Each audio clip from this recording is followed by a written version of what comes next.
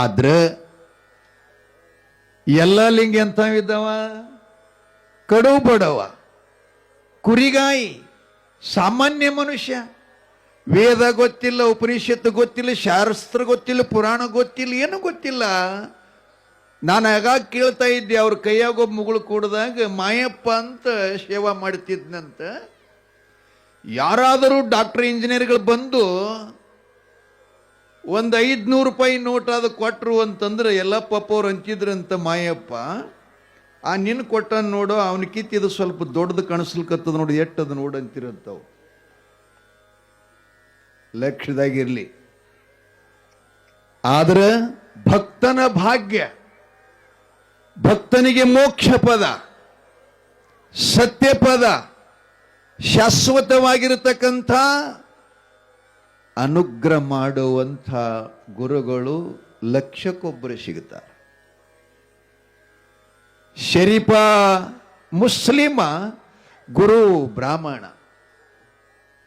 ಇಲ್ಲಿ ಗುರು ಪಂಚಾಳ, ಶಿಷ್ಯ ಹಾಲು ಮತ. ಎಲ್ಲದ ಕುಲಾಪ? ಕೊನೆಗೆ ಮತ್ತ ಅವನೇ ಹೇಳ್ತಾನೆ, ಯಪ್ಪ ನೀ ಕೊಟ್ಟಿದ್ದು ನಿನ್ನ ಜೋಳಿಗ್ಯಾಗನ್ನ ಸಂಕಲ್ಪ ಮಾಡ್ತೀನಿ, ತಗೊಂಡು ನಾ ಏನ್ ಮಾಡಲಿ? ಈ ಮಠ ಒಂದ್ಸಲ ಕಟ್ಟಿದ್ದು ಬೀಳ್ತದೆ. ಏನಾಗ್ತದೆ? ಮುಗಳಕೋಡು ಮಠ ಒಂದ್ಸಲ ಬೀಳ್ತದೆ, ಆದ್ರೆ ನೀ ಕೊಟ್ಟದ್ದು ಎಂದು ಬೀಳುವುದಿಲ್ಲ. ಸ್ಥಾವರ ಕಳಿವುಂಟು, ಜಂಗಮ ಕಳಿವಿಲ್ಲ. ಅಪ್ಪ ಸಿದ್ಧಲಿಂಗ, ನೀ ಕೊಟ್ಟ ಸಂಪತ್ತ, ನೀ ಕೊಟ್ಟ ಆಸ್ತಿ, ಅದು ನಿನಗೆ ಕೊಟ್ಟು ನಾ ಮುಕ್ತನಾಗುತ್ತೀನಿ ಅಂಥೇಳಿ ಹಿಂಗೆ ಜಗತ್ತಿನೊಳಗೆ ಯಾರಾದರೂ ಅಂದಿದ್ದಾರೇನ್? ಅಂದಾರೇನ್? ಸದ್ಗುರುಗಳನ್ನು ನಂಬಿ ಅತ್ಯಂತ ಸಂತೋಷ ಭರಿತನಾಗಿ ಅವ ನಮ್ಮ ಜಾತಿಯವನೇ ಆಗ್ಬೇಕು, ಮಠಕ್ಕೆ ಅಧಿಪತಿಯಲ್ಲಿ ಎಲ್ಲ ಲಿಂಗ ಅಂದಾನೇನ್ರಿ? ಅಲ್ಲಿ ಸಿದ್ಧಲಿಂಗ ಮಹಾರಾಜರು ತಾನು ಕಟ್ಟಿದ ಕಮರಿ ಮಠವನ್ನ ಗುರು ಕೇಳ್ತಾನಂತೆ, ಯಪ್ಪ ನಾನು ಹೊರಟೆ, ಇನ್ನು ನನ್ನ ನೀನು ಭೇಟಿ ಯಾವಾಗ? ಗುರು ಶಂಕರಲಿಂಗ ಹೇಳ್ತಾನ, ಸಿದ್ಧ ಆ ಚಿಂತೆ ನಿನಗೆ ಯಾಕೋ ಮಗನೇ, ನೀ ನಡಿ, ನಿಂದ ನೀನು, ನಾನು ಬರ್ತೀನಿ.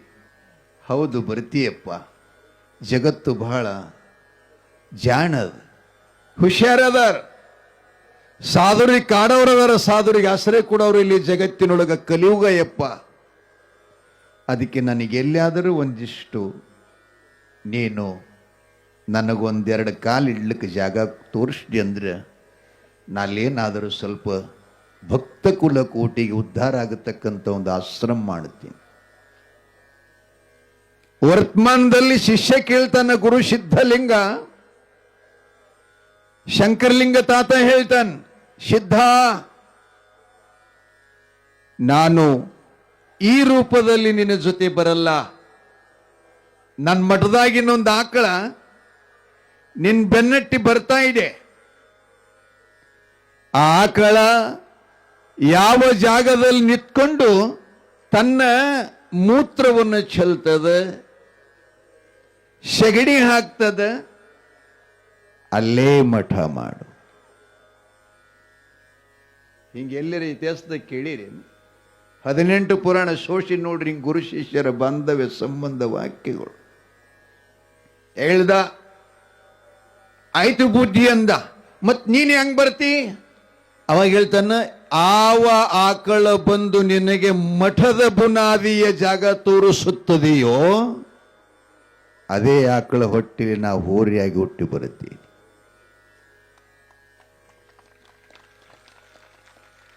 ಬಂತನಾಳದ ಶ್ರೀಮಠದ ಆಕಳ ಹೊಟ್ಟ್ಯಾಗ ನಾ ಹೋರಿಯಾಗಿ ಬರುತ್ತೀನಿ. ಹುಬ್ಬಳ್ಳಿಯ ಜಗದ್ಗುರು ಸಿದ್ಧಾರೂಢರು ಕೇಳಿದ್ರಂತೆ, ಅಪ್ಪ ನೀ ಹಂಗ ತಂದ ಕೂಡಲೇ ಅವ್ರು ಹೇಳಿದ್ರಂತೆ, ಈಗಿನ ಜನ್ಮದಾಗ ನಾ ಹುಲಿಯಾಗಿರ್ತೀನಿಪ್ಪ, ಹುಲಿನೇ ಮುಂದೆ ಮೌನ ಯೋಗಿ ಗುರುನಾಥಾರೂಢನಾಗಿ ಹುಟ್ಟಿ ಬರ್ತೀನಿ ಅಂತ ಹೇಳಿದ್ರು. ಎಂಥ ನಮ್ಮ ಭಾರತ, ಎಂಥ ನಮ್ಮ ಸಂಸ್ಕೃತಿ, ಎಂಥ ನಮ್ಮ ಮಣ್ಣ ತಾಯಿ ತಂದಿಗಳೇ. ಅಪ್ಪ ನೀನು ಗುರುವಾಗಿದ್ದು ಪ್ರಾಣಿಯಾಗಿ ಬರ್ತೀಯ ಅನ್ಕೂಳೆ ಶಂಕರಲಿಂಗ ಗುರುದೇವಂತಾನ, ಅಪ್ಪ ಪ್ರಾಣಿಯಲ್ಲೋ, ಅದು ನಂದಿ ಆಕಳ ಹೊಟ್ಟಿಲೆ ನಾ ಹೋರಿಯಾಗಿ ಬರ್ತೀನಿ. ಹೋರಿ ಅಂದ್ರೆ ಶಿವನಕ್ಕಿಂತಲೂ ಪೂರ್ವ ಶಿವನ ಲಗ್ನ ಮಾಡಿದವ ವರ್ಷಭಾವ. ಅದಕ್ಕೆ ನಾ ಹೋರಿಯಾಗಿ ಹುಟ್ಟು ಬರ್ತೀನಿ ಅಂತಂತಾನ. ಗುರು ಶಿಷ್ಯರ ವಾದ ಸಂವಾದ ಹೆಂಗದ್ ನೋಡ್ರಿ. ಬಾಯಪ್ಪ, ಆದ್ರೆ ಒಂದು ಮಾತ, ನೀನು ಆಕಳ ಹೊಟ್ಟಿಲಿ ಹೋರಿಯಾಗಿ ಬಂದಿ ಅಂತಂದ್ರೆ ಎಲ್ಲ ಹೊರಗೊಳಂಗಿರಬಾರದು. ಮೊದ್ಲೇ ಹೇಳ್ತಾನವ, ಎಲ್ಲ ಹೊರಗೊಳಂಗಿರಬಾರದು. ಹೆಂಗಿರ್ಬೇಕಂದ್ರೆ, ನೀ ಹುಟ್ಟಿ ಬಂದಿದ್ದು ನಮ್ಮ ಅಪ್ಪನ ಖರೆ ಅಂತ ನಾನು ಪ್ರತಿಜ್ಞೆ ಮಾಡಿ ನಿನ್ನ ಸೇವಾ ಮಾಡಬೇಕಾಗಿತ್ತು ಅಂತಂದ್ರೆ ನೀನು ಹೆಣ್ಣದನಕ್ಕೆ ಮುಷಿ ನೋಡಬಾರದು. ಒಂದನೇದು. ಎರಡನೇದು, ಹಲ್ಲು ಹಚ್ಚಬಾರದು. ಒಂದ್ ವೇಳೆ ಹಿಂಗೇನಾದರೂ ನೀ ಬಂದು ಹೆಣ್ಣು ದನಕ್ಕೆ ಮುಷಿ ನೋಡಿದಿ ಅಂದ್ರೆ ಎಲ್ಲ ದನಗಳಂಗ ನಿನಗ ಮುಗದಾಣೆ ಹಾಕಬೇಕಾಗ್ತದೆ, ಮೂಗ್ದಾರ ಹಾಕಬೇಕಾಗ್ತದೆ. ಹಲ್ಲು ಹಚ್ಚದಿ ಅಂದ್ರೆ ಹೊಲದಾಗ ನೆಗಲ ಹೊಳ್ಳಿಕ್ಕೆ ನಿನಗೆ ಹೂಡಬೇಕಾಗ್ತದೆ. ಗುರು ಹೇಳ್ತಾನೆ, ಭಲೇ ಮಗನೇ, ಏನು ಧನ್ಯರೋ ನೀನು, ಎಂಥ ಮಾತು ಹೇಳ್ತೀಯೋ ಅಂದಾಗ ಅವ ಹೇಳ್ತಾನೆ, ಯಪ್ಪ ವರಗುರುವಿನ ಪರಮ ಶಿಷ್ಯ ನಾನು. ನನಗೇನು ಸುಮ್ಮನೆ ನನಗೆ ಅನುಗ್ರಹ ಮಾಡಿ ಏನ್ ಅನ್ಕೂಳೆ ಹೋರಿಯಾಗಿ ಜನ್ಮ ತಾಳಿದ, ಸಾಯೋ ತನಕ ಹಲ್ಲು ಹಚ್ಚಲಿಲ್ಲ, ಹೆಣ್ಣದನಕ್ಕೆ ಮುಷಿ ನೋಡಿಲ್ಲ. ಹೌದು ನನ್ನಪ್ಪ ಅಂತ ತಕ್ಕಿ ಬಡ್ಕೊಂಡ. ಅವನಿಗೆಲ್ಲ ಕಬ್ಬು ತಂದು ಸುಲಿದು ತುಕುಡಿ ಮಾಡಿ ಅಪ್ಪ ಗುರು ಶಂಕರಲಿಂಗನ ಗೂಳಿ ಅಂತ ಅದನ್ನು ಜೋಪಾನ ಮಾಡುತ್ತಾ ಇದ್ದರೆ ಇಂಥ ಪರಂಪರೆ ಕಕ್ಕಳ ಮೇಲೆ ಪರಂಪರೆ. ತಾಯಿ ತಂದಿಗಳೇ, ಅಚ್ಚಳಿಯದ ಸಂಪತ್ತು. ಅವ್ರು ಹೇಳಿಲ್ಲೇನ್, ಧನವ ಗಳಿಸಬೇಕೆಂತಾದು ಈ ಜನರಿಗೆ ಕಾಣಿಸದಂತಾದು. ಅಜಹರ ಮನೆ ಮುನಿಗಳು ಅಹುದು ಅಹುದು ಅಹುದು ಅನ್ನುವಂಥ ಸಂಪತ್ತಿ ಎಲ್ಲಿ ಅದಂತ ಹೇಳಿದ್ರೆ ಪುಣ್ಯ ಪಾವನ ಕ್ಷೇತ್ರ 56 ದೇಶಗಳಲ್ಲಿ ಭರತಖಂಡ. ಇದು ಜಂಬೂ ದ್ವೀಪದ ಕನ್ನಡ ನಾಡಿನ ವಿಜಯಪುರ ಜಿಲ್ಲೆ ಕಕ್ಕಳ ಮೇಲೆ ಲಕ್ಷಣ ಅಂತ ಹೇಳಕ್ಕೆ ನಾ ಇಚ್ಛಾ ಮಾಡುತ್ತೀನಿ. ತಾಯಿ ತಂದೆ ಅಂತಪ್ಪ ಸನ್ನಿಧಾನದೊಳಗೆ ನೀವು ಬಂದಿದ್ದೀರಿ, ನಾನೂ ಬಂದೆ.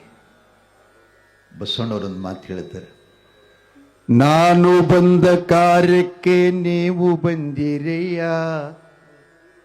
ನಾನು ಬಂದ ಕಾರ್ಯಕ್ಕೆ ನೀವು ಬಂದಿರೆಯ. ಇಂಥ ಪರಂಪರೆ ಇದು ಕೇಳಿದ್ರೆ ದುಃಖನೂ ಅಷ್ಟೇ ಆಗ್ತದೆ, ಆನಂದನೂ ಅಷ್ಟೇ ಆಗ್ತದೆ. ತಾಯಿ ತಂದಿಗಳೇ, ನೀವೆಲ್ಲ ನಿಜಕ್ಕೂ ಧನ್ಯರು. ಇನ್ನು 20 ದಿನಗಳ ಪುರಾಣಗಳಲ್ಲಿ 5 ದಿನಗಳನ್ನು ಕಳೆದಾವ. ಇನ್ನು 15 ದಿವಸದ ದಯವಿಟ್ಟು ತಾವೆಲ್ಲ ಬೇಗ ಬರುವಂಥ ಕೆಲಸ ಮಾಡ್ರಿ. ಅವ್ರ ಮನೆಯಾಗ ಯಾರವ್ರನ್ನೆಲ್ಲ ಹೊಡ್ಕೊಂಡು ಬರ್ರಿ. ಇಲ್ಲಿ ಬಂದು ಅಪ್ಪನ ಪ್ರಸಾದ ತಿಲ್ಲಿ ಒಂದು 15 ದಿವಸ ಅವರೆಲ್ಲ ಪ್ರಸಾದದ ಮಹಿಮೆ ಭಾಳ ದೊಡ್ಡದ. ಅದಕ್ಕೆ ಇಲ್ಲಿ ತೀರ್ಥ ಪ್ರಸಾದ, ದರ್ಶನ, ಆಶೀರ್ವಾದ, ಜ್ಞಾನ ದಾಸೋಹ ಇವೆಲ್ಲವೂ ಕೂಡ ಗುರು ಸಿದ್ಧಲಿಂಗ ತಮಗೆಲ್ಲ ಕೃಪಾ ಮಾಡಿದ್ದಾನೆ. ಅದರ ಲಾಭ ತಾವು ಮಾಡಿಕೊಳ್ಳಿ ಅಂತ ಹೇಳ್ತಾ ಸಮಯ ಆಗ್ತಾ ಬಂದಿದೆ. ಆಮೇಲೆ ಮತ್ತೆ ನೋಡೋಣ ಹಾಡುವುದು. ನಿಮ್ಮೆಲ್ಲರಿಗೂ ಸಿರಿ ಸಂಪದ, ಸೌಭಾಗ್ಯ, ಸಂತತಿ ಸಂಪತ್ತ ಸದ್ಗುರು ಶರಣು ಶಂಕರಲಿಂಗ ಸಿದ್ಧಲಿಂಗ ಮಹಾರಾಜರ ಕೃಪೆಯೂ ಸದಾ ಇರಲಿ ಅಂತ ಹಾರೈಸಿ